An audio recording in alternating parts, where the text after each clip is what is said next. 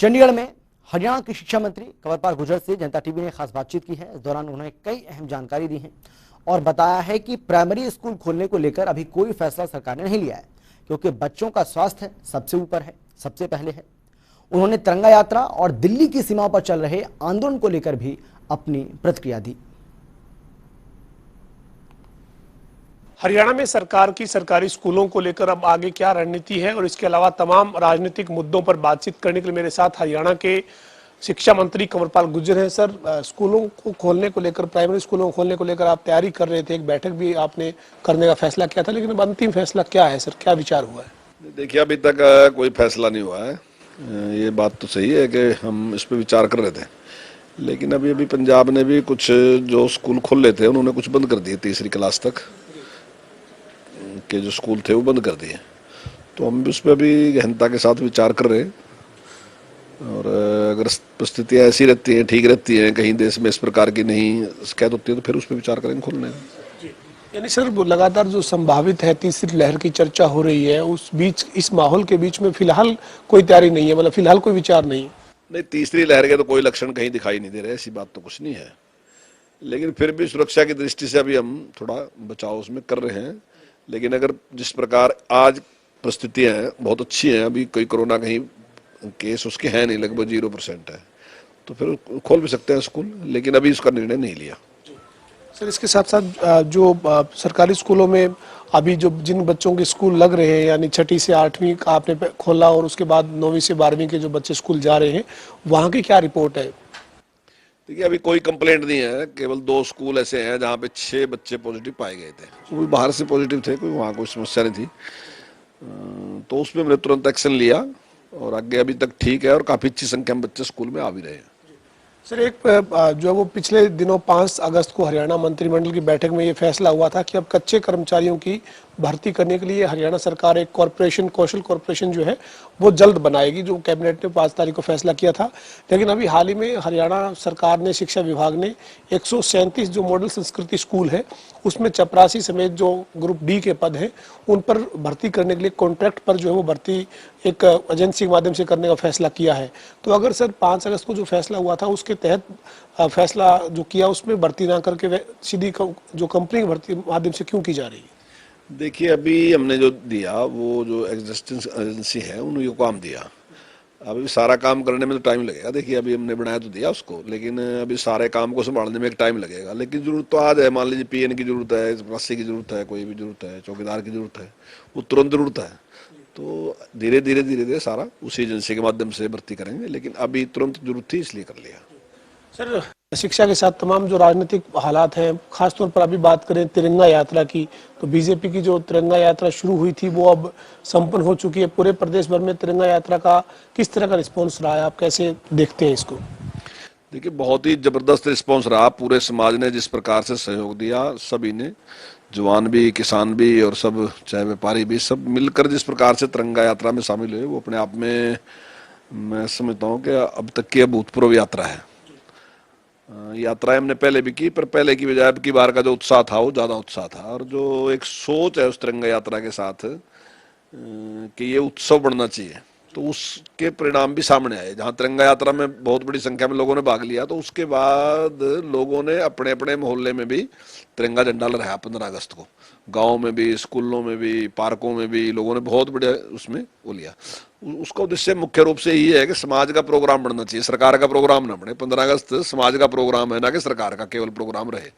तो यही उद्देश्य है, निश्चित तौर से उसमें सफल रहे और बहुत बड़ा सहयोग समाज ने उसमें दिया।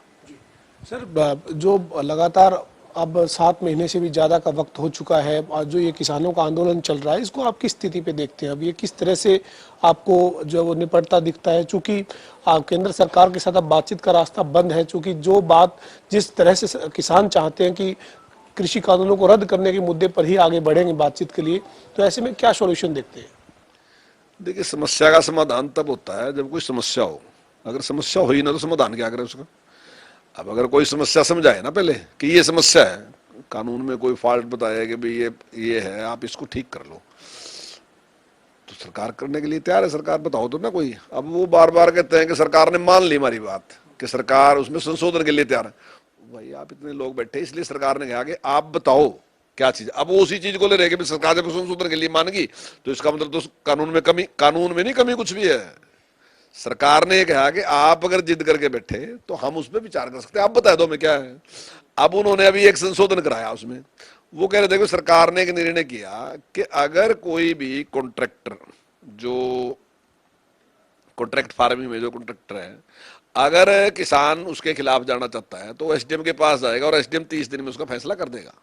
लेकिन उन्होंने कहा कि भाई आपने तो ताकत ही खत्म कर दी हमारी, हम सिविल कोर्ट में जाए। हालांकि कोई ताकत खत्म की नहीं थी, उसमें जा ही सकता है क्योंकि उसको राइट है, उसका संविधान ने उसको अधिकार दे रखा, जा ही सकता था। लेकिन उन्होंने कहा कि ये करके वो कर दो, दूसरा करो। तो मैं दावे के साथ कह रहा कि आप समझ लो उसको, कोई भी आदमी इसके लिए तैयार होगा क्या? क्योंकि सिविल कोर्ट को कोई भी सरकार बाध्य नहीं कर सकती कि आप इतने टाइम में फैसला करो, लेकिन एसडीएम कोर्ट को सरकार बाध्य कर सकती है कि आप 30 दिन में फैसला करो। तो कोई भी किसान है वो चाहेगा यार 30 दिन में जो भी फैसला, जल्दी फैसला हो। अब एक छोटा किसान कब तक, 5 साल तक मुकदमा लड़ेगा क्या उसका? तो वो संभव नहीं था, लेकिन उन्होंने करवा लिया संशोधन। अब वो संशोधन किसान के हित का संशोधन नहीं है, उनकी जिद का संशोधन वो करवाने जो लग रहे हैं। हालांकि कानून में कोई कमी नहीं किसी प्रकार की, अगर कमी है तो बताओ, लेकिन वो कोई कमी नहीं बताते। वो तो केवल एक बात कह रहे हैं कि वापस लो। क्यों वापस लो? क्योंकि हमने कह दिया इसलिए लो वापस, तर्क कोई नहीं है। तो ये केवल जिद है, कोई समस्या नहीं है। तो सर फिर इसका कोई समाधान दिखता है क्या? क्योंकि फिर इस तरह से अगर वो आंदोलन कर रहे हैं, धरने पर बैठे हैं, जगह जगह जो वो कार्यक्रम करते हैं, तो फिर किस तरह से इसका समाधान हो? देखिए, समाधान तो समस्याओं का होता है। जब समस्या है ही नहीं, जबरदस्ती पैदा कर रखी, उसका क्या समाधान करेंगे कोई भी आदमी? एक जिद है कुछ लोगों की, और मैं समझता हूँ कि धीरे धीरे आज सब समाज की समझ में आता जा रहा। आज हर आदमी ये सोच रहा है कि जो ये है ये सही नहीं है, जो भी कर रहे हैं वो सही नहीं है। कुछ लोग हैं जो अपना कुछ ही लगा लो उसको, चाहे वो राजनीति चमकाने की बात लगा लो, चाहे कोई और काम लगा लो, किसी वजह से है। अलग अलग तरीके हैं। कई लोग हैं जो पीछे काम कर रहे हैं, और कुछ बड़े बड़े लोग हैं उनको बहका के उन्होंने आगे रखा। तो लेकिन धीरे धीरे जितना बड़ा पहले लोग लगे थे उन्होंने बात को समझ लिया, और वो मेरे ख्याल ज्यादातर लोग वापस आ गए, अब वहाँ है नहीं। सर मानसून सत्र शुरू हो रहा है 20 तारीख को, विपक्ष जो है वो पूरी लगातार जो है वो तैयारी कर रहा है। कई मुद्दों पर जो है वो ध्यानाकर्षण प्रस्ताव, काम रोको प्रस्ताव जो है विधानसभा सचिवालय को विपक्ष की तरफ से भेजे गए हैं। सत्ता पक्ष की क्या तैयारी है?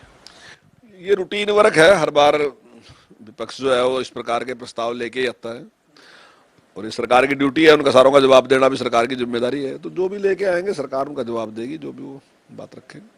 विपक्ष तो कह रहा है सर कि महंगाई, बेरोजगारी, पेपर लीक, सरकार, इस तरह के तमाम मुद्दे हैं, सरकार बचना चाहती है। देखिए, हम कभी किसी से नहीं बचते, और अगर पिछला 10 साल का शासन देखे, जब कांग्रेस की सरकार थी तो उसने कितने टाइम शासन चलाया, और जब से बीजेपी की सरकार उसने कितने टाइम शासन चलाया। फिर दूसरी बात है कि उन्होंने विपक्ष को कितना टाइम बोलने को दिया, और आज जो सरकार है इसने विपक्ष को बोलने के लिए कितना टाइम दिया। तो इन सारी बातों से क्लियर होता है, और ये बातें ऐसी नहीं है कि मैं बयान दे रहा, ये तो रिकॉर्ड की चीजें हैं। आप रिकॉर्ड में निकाल के देख लो। तो जब मैं अध्यक्ष था तो तब भी लगभग बराबर टाइम था, इतना ही सत्ता पक्ष का था, इतना ही उसमें विपक्ष का था। हमने कभी कम टाइम नहीं दिया, उनको बराबर बराबर टाइम दिया, जबकि उनकी संख्या बहुत कम थी, सत्ता पक्ष की संख्या बहुत ज्यादा थी। तो उसके बावजूद भी पूरा टाइम दिया, और आज तक कभी भी सरकार ने इस प्रकार का प्रयास नहीं। बल्कि हमारा प्रयास तो ये रहा है, माननीय मुख्यमंत्री ने हर बार ये बात कही कि आपने जो सवाल किया उसका जवाब सुन के जाओ। अभी ऐसा ना करोगे आप सवाल सुनने की बारी आवा तो फिर आप वॉकआउट कर दोगे, तो आप उसका जवाब सुन के जाओ। तो और कभी भी मुख्यमंत्री जी ने कोई भी किसी भी सवाल का जवाब जो है घुमा के नहीं, सीधा सीधा उसका जवाब दिया। हम आज भी अगर कोई भी प्रश्न वो उठाएंगे, चाहे वो महंगाई का प्रश्न उठाएं, हम महंगाई का भी जवाब देंगे। वो पेपर लीक का उठाएंगे, हम पेपर लीक का भी देंगे। और अगर वो आंदोलन का उठाएंगे तो हम आंदोलन का भी देंगे। जो भी विषय उठाएंगे हम उसका जिम्मेदारी के साथ जवाब देंगे। हमारे साथ हरियाणा के शिक्षा मंत्री कंवरपाल गुर्जर थे, जिन्होंने तमाम मुद्दों पर बातचीत की है। खासतौर पर अभी फिलहाल सरकारी जो प्राइमरी स्कूल है उनको खोलने को लेकर कोई जो है वो फैसला नहीं लिया गया है, लेकिन विचार कर रहे हैं। स्थिति अगर नियंत्रण में रहती है कोविड को लेकर तो इसके ऊपर आगे फैसला लिया जा सकता है। इसके अलावा मानसून सत्र में विपक्ष के तमाम जो मुद्दे होंगे उन मुद्दों का जवाब दिया जाएगा, ये भी शिक्षा मंत्री कंवरपाल गुर्जर ने साफ किया है।